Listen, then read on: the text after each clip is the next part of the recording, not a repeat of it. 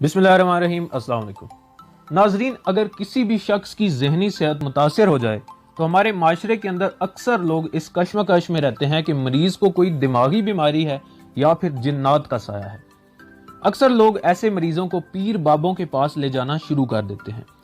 बहसीयत मुसलमान हमारा जिन्नों के वजूद पर पूरा ईमान है, लेकिन ये हरगिज़ ज़रूरी नहीं कि हर जहनी मसला जिन्नात का साया या फिर जादू और तावीज़ात ही हों, बल्कि अक्सर औकात इन मरीजों को कोई ना कोई दिमागी बीमारी होती है। आज की इस वीडियो में हम एक ऐसी ही दिमागी बीमारी के बारे में जानने की कोशिश करेंगे जिसको स्किज़ोफ्रेनिया कहते हैं। इस बीमारी की अलामात में मरीज को हेलुसिनेशंस हो सकती हैं। हेलुसिनेशन का मतलब है कि मरीज को ऐसी चीजें महसूस होना जो कि हकीकत में मौजूद ही ना हो। मसलन ऐसे मरीजों को अजीब अजीब सी आवाजें सुनाई देने लगती हैं जबकि हकीकत में कोई बोल ही नहीं रहा होता। अगर आप और स्किज़ोफ्रेनिया का मरीज एक ही कमरे में बैठे हों तो ऐसा मरीज आपको ये कहेगा कि उसे कोई आवाज आ रही है जो कि उससे कुछ बता रही है, जबकि हकीकत में कोई आवाज नहीं होगी। इसको ऑडिटरी हेलुसिनेशन कहते हैं।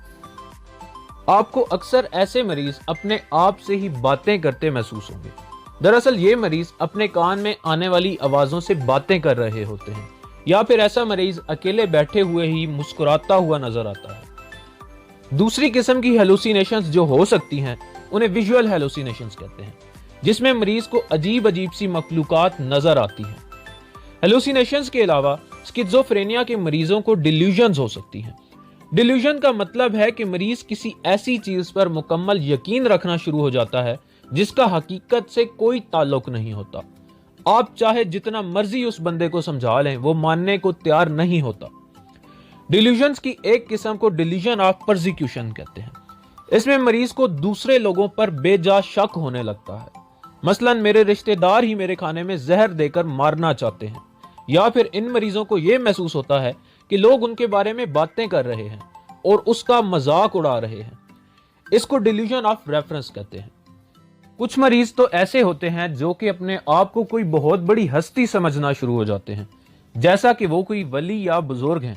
या फिर कुछ लोग ऐसे होते हैं जो कि ये तक कह देते हैं कि वो कोई पैगंबर या नाउज बिल्ला खुदा है। ऐसे मरीजों में बात करने का अंदाज भी बहुत अजीब हो जाता है। मसलन आप उनसे किसी चीज के बारे में पूछते हैं तो आधी बात का जवाब तो वो आपको सही देते हैं, लेकिन आधी बात ऐसी करेंगे जिसका हकीकत से कोई ताल्लुक ही नहीं होगा। इन मरीजों की जिस्मानी हरकत भी बहुत अजीब हो जाती हैं। मसलन वो बेजा और बेमकसद हरकत करना शुरू कर देते हैं, या फिर बच्चों जैसी हरकतें करने लगते हैं, या फिर बाज़-औक़ात बिल्कुल साकित बैठे रहते हैं या खड़े रहते हैं। स्किज़ोफ्रेनिया के मरीजों में अलामात के एक ग्रुप को नेगेटिव सिम्टम्स कहते हैं। इससे मुराद है कि वो काम जो कि मरीज नॉर्मल हालत में कर रहा था वो बिल्कुल खत्म कर देता है। मसलन लोगों से मिलना जुलना छोड़ देता है, अपनी सेल्फ हाइजीन का ख्याल रखना छोड़ देता है, या फिर वो चीजें जिनसे मरीज को खुशी महसूस होती थी उनसे उसको खुशी भी नहीं महसूस होती। अगर इस बीमारी की वजूहात की बात की जाए तो इसमें मौरूसी और माहौलियाती अनासिर दोनों शामिल हैं, यानी जेनेटिक और इन्वायरमेंटल काजेस। अगर दोनों वालिदैन में से किसी एक को भी इस बीमारी की शिकायत है तो ज्यादा इम्कानात हैं कि बच्चों में भी ये बीमारी मौजूद होगी। लेकिन इन चीजों के बरक्स हमारे माशरे में अगर वालिदैन और औलाद दोनों इस बीमारी में मुब्तला हैं तो बदकिस्मती से लोगों का यकीन और बढ़ जाता है कि इस फैमिली या घर पर जिन्नात का साया है या फिर किसी ने जादू तावीज कर दिए हैं। माहौलियाती अनासिर की बात करें तो इसमें माँ ने दौरान हमल कोई ऐसी जहरीली चीज इस्तेमाल कर ली है जिनसे बच्चे का दिमाग सही तौर पर नहीं बन सका, तो इसकी वजह से भी स्किज़ोफ्रेनिया हो सकता है। या फिर दौरान हमल कुछ वायरसेस के इन्फेक्शन की वजह से भी ये बीमारी हो सकती है। मजीद नशा आवर अशिया और तकलीफ दे वाकयात की वजह से भी इस बीमारी के इम्कानात बढ़ जाते हैं। हमारे दिमाग में चंद हार्मोन्स मौजूद होते हैं जिनमें डोपामीन और ग्लूटामेट भी शामिल हैं। स्किज़ोफ्रेनिया में इन हार्मोन्स खास तौर पर डोपामीन की मिकदार बढ़ जाती है, जिसकी वजह से ये सारी अलामात आना शुरू हो जाती हैं। स्किज़ोफ्रेनिया के इलाज की बात करें तो इसमें सबसे ज्यादा मुअस्सर चीज एंटीसाइकोटिक मेडिसिन है। ये अद्वियात डोपामीन वगैरह की मिकदार को कम कर देती हैं। अमूमन लोगों का ये ख्याल होता है कि सारी जिंदगी स्किज़ोफ्रेनिया के इलाज के लिए अद्वियात लेनी पड़ती हैं, जबकि हकीकत में ऐसा नहीं है। अमूमन 1 से 2 साल तक लगातार ये अद्वियात लेनी पड़ती हैं, जिनसे मरीजों की अक्सरियत मुकम्मल तौर पर सेहतयाबी की तरफ चली जाती है। लेकिन अगर मरीज को फिर से अलामात आना शुरू हो जाएं, तो फिर अमूमन 5 साल तक अद्वियात लेना पड़ती हैं। दरअसल यहाँ पर मसला यह है कि लोग खुद ब खुद दवाई छोड़कर ये देखना शुरू हो जाते हैं कि वो ठीक हो गए हैं या नहीं, जिसकी वजह से दोबारा अलामात आने लगती हैं।